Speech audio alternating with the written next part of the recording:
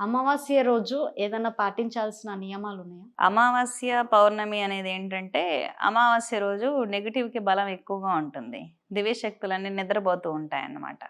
కాబట్టి అమావాస్యకి కొంచెం గుమ్మడికాయ కొట్టుకోవాలి, కొబ్బరికాయ, నిమ్మకాయలు దిష్టి తీసుకోవాలి.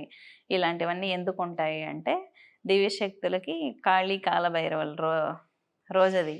యాక్చువల్లీ కాళీకి, కాలభైరవుడికి ఎక్కువ పూజలు జరుగుతా ఉంటాయి.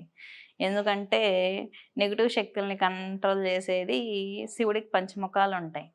రుద్రావతారం. రుద్రావతారం కాళి శ్మశానానికి రాణి అన్నమాట.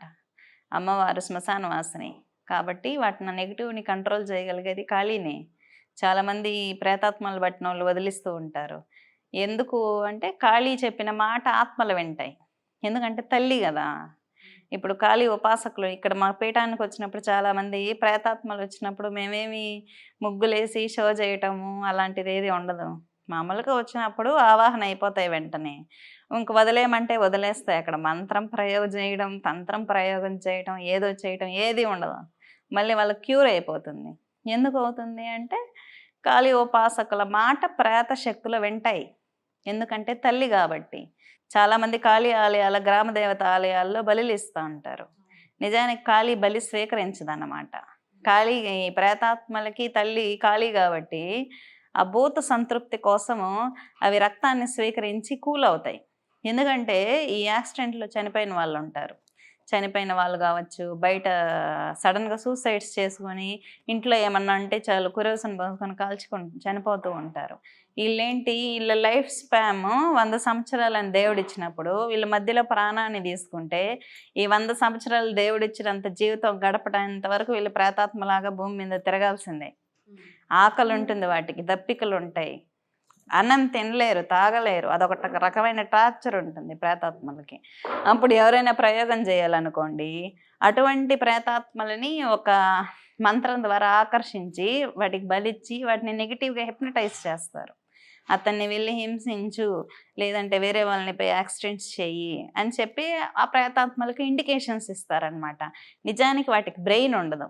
చనిపోయినప్పుడు ఏ స్టేట్ ఆఫ్ మైండ్లో చనిపోతాయో అదే స్టేట్ ఆఫ్ మైండ్లో ప్రేతమై తిరుగుతూ ఉంటాయి. ఇప్పుడు ఒక అమ్మాయి, ఒక లేడీ కిరోసిన్ బస్ కాల్చుకుంది అనుకుందాం. అదే స్టేట్ ఆఫ్ మైండ్, అదే మంటలు, అదే బాధ ఉంటుంది ఆ ప్రేతాత్మకి శరీరాన్ని వదిలినప్పుడు. అదే స్టేట్ ఆఫ్ దీంట్లో ఉన్నప్పుడు వాటిని నెగిటివ్గా హిప్నటైజ్ చేసేస్తారు. ఏంటి బలిస్తారనమాట. ఇప్పుడు ఆ ప్రేతాత్మక ఆకలి ఒక శుద్ర ప్రయోగం చేసిన వ్యక్తి దగ్గర తీరింది అనుకున్నాం. అదని చెప్పిన మాట వింటుంది.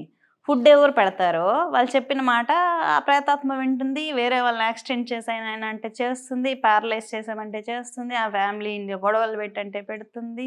ఇలా చేస్తూ ఉంటాయి. అలాంటప్పుడు గ్రామ దేవతలు దగ్గర బలులు ఇస్తారు. అప్పుడు అమ్మవారు లాగుతుందన్నమాట. ఎవరైనా ప్రయోగాలు చేసినప్పుడు అమ్మవారు లాగి ఇక్కడ తాగండి నేను ఇస్తున్నానని చెప్పి వాటిని సంతృప్తి పరిచి ఆమె బలిపీఠం దగ్గర అణిచేస్తుంది. ఇంక వాటిని అన్నిటిని అణిచి కంట్రోల్ చేసేస్తుంది. అప్పుడు చాలామందికి ఊర్లల్లో ఎప్పుడైనా వర్షాలు పడినప్పుడు, ఊర్లల్లో వరుస మరణాలు జరిగినప్పుడు అమ్మవారికి పోయి కోడి కోసుకొని వద్దాము, పొంగల్ పెట్టుకొని వద్దాము అని చెప్పి చాలామంది చెప్తూ ఉంటారు బాగాలేనప్పుడు. ఇలా ఎందుకు చేస్తారంటే అమ్మవారు తీసుకోదు అది. వాటిని తృప్తిపరిచి కంట్రోల్ చేసినప్పుడు వీళ్ళకి క్యూర్ అయిపోతుంది అన్నమాట. అందుకని చెప్పి బలి ఆచారం అనేది ఉంది. చాలామంది బలులు ఇవ్వకూడదు, జీవహింస చేయకూడదు అని అంటుంటారు. అమ్మవారు ఎప్పుడు బలి తీసుకోదు. మనకు క్యూర్ చేయటం కోసం చేసే పద్ధతి అది. ఇప్పుడు చాలామంది బలులు ఇచ్చేస్తున్నారు, దేవత అలాగా ఇలాగా అని క్రిటిసైజ్ చేస్తూ ఉంటారు. ఇప్పుడు సండే వస్తే ఎన్ని మేకలు దిగుతున్నాయి, ఎన్ని కోళ్ళు దిగుతున్నాయి, వాటి గురించి ఎవరైనా ఆలోచిస్తున్నారా? ఒకప్పుడు పండగ వస్తే చికెన్ మటన్ తినేవాళ్ళు. ఇప్పుడు ప్రతిరోజు చికెన్ తింటున్నారు, ప్రతిరోజు మటన్ తింటున్నారు. అసలు చికెన్ లేకపోతే లేదు. అంటే వీడి గురించి ఎవరు ఆలోచించట్లేదు కదా. అమ్మవారిని మాత్రం క్రిటిసైజ్ చేస్తూ ఉంటారన్నమాట. కానీ ఇక్కడ జరిగే తప్పేం లేదు. కానీ బలిస్తే తప్పే. ఆ కర్మ అనేది బలిచ్చిన వాళ్ళకి మళ్ళీ ఉంటుంది. కాకపోతే ఇన్స్టంట్ రిలీఫ్ అనేది ఉంటుంది. జీవాన్ని ఎప్పుడు హింసించకూడదు. నేను ఎప్పుడు బలుల్ని ఎంకరేజ్ చేయను. కానీ అక్కడ చేసే పద్ధతి ఏంటి, క్యూర్ చేయడానికి ఇన్స్టంట్గా క్యూర్ చేయాలన్నప్పుడు ఇంకా అవి చేస్తూ ఉంటారు. అంతగా భూతదయ ఉన్నప్పుడు ఎవరు చికెన్లు మటన్లు తినటం ఆపేయాలన్నమాట. అది అమ్మవారిని క్రిటిసైజ్ చేయకుండా.